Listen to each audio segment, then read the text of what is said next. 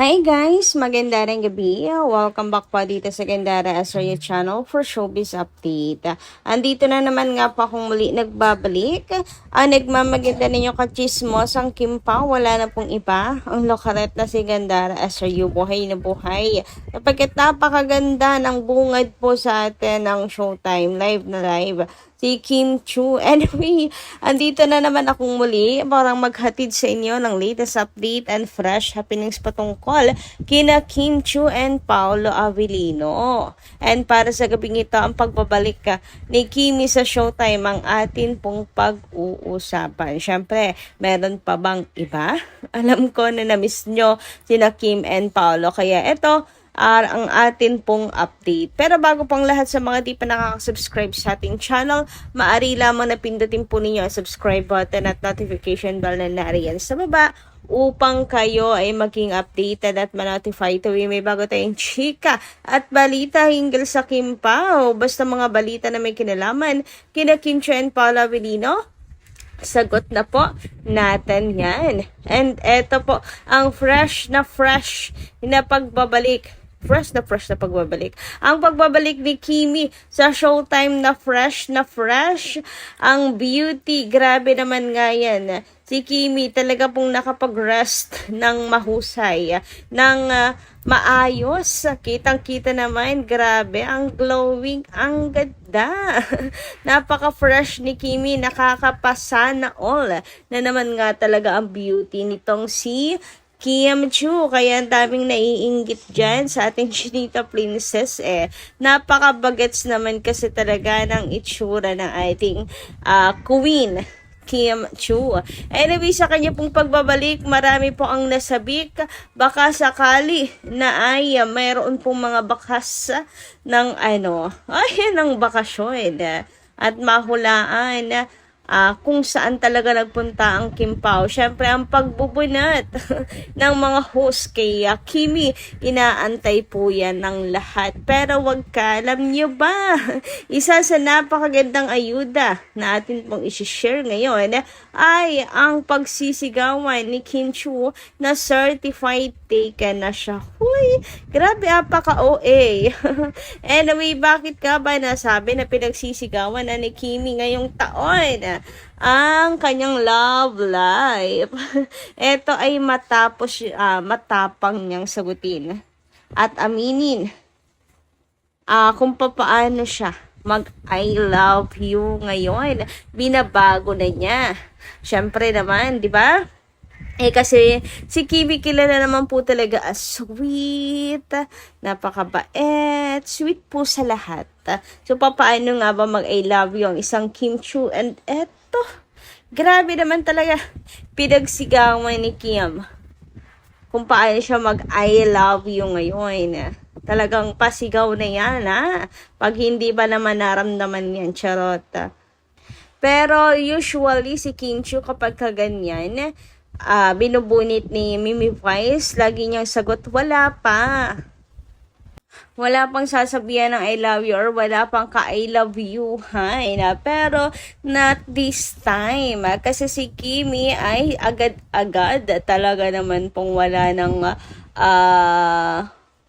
patumpik-tumpik pa. Sinagot niya paano siya mag-I love you, binabago na niya ngayon. Talagang pinagsisigawan. And eto na nga, finally, di ba? Bulgar na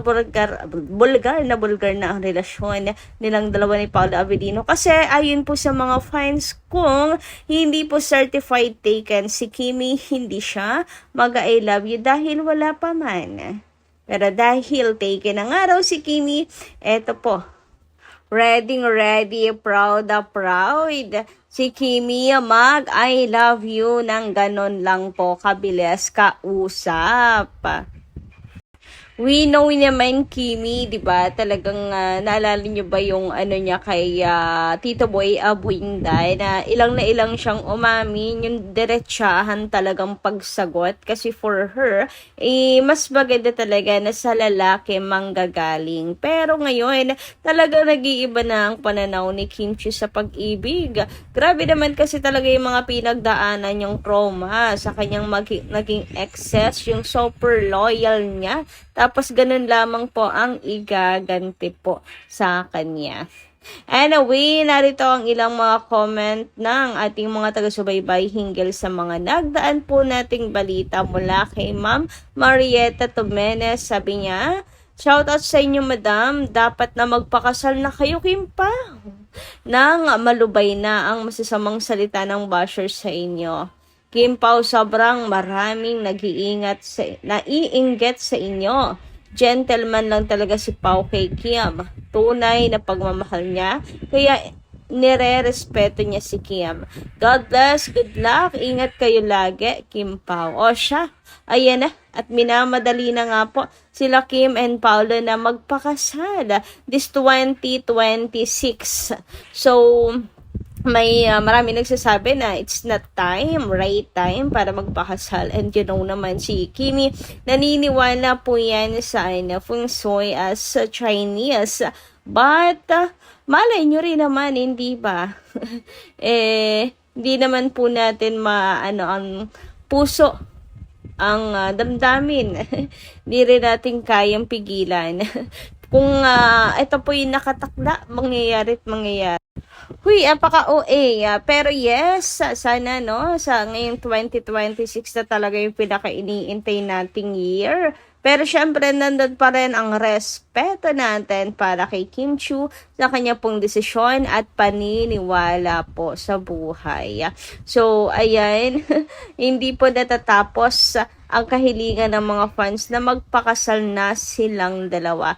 Kung hindi ba ngayon, malay nyo next year, di ba?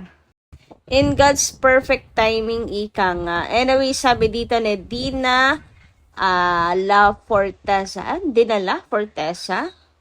Shoutout sa inyo, madam. Sabi niya, yes, ganda raw. What matters most ay yung magkasama ang Kim Pao na masaya. We love you, Kim Pao. And grabe, bakas na bakas kay Kim Chiu ngayong araw.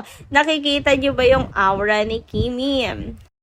Apaka-fresh talaga naman. Iba talaga yung nakakapagpahinga, nakakapagbakasyon, Iba rin talaga yung effect, nakikita po yan sa aliwalas ng mukha. Iba ngayon yung aliwalas ng mukha ni Kimi, glowing po talaga siya. Unlike before na talagang, sa mga mata niya na meron po siyang mabigat na pinagdadaanan. Lalo na nung inamin, nung una, hindi pa natin masyadong nararamdaman kasi happy face talaga si Kimi.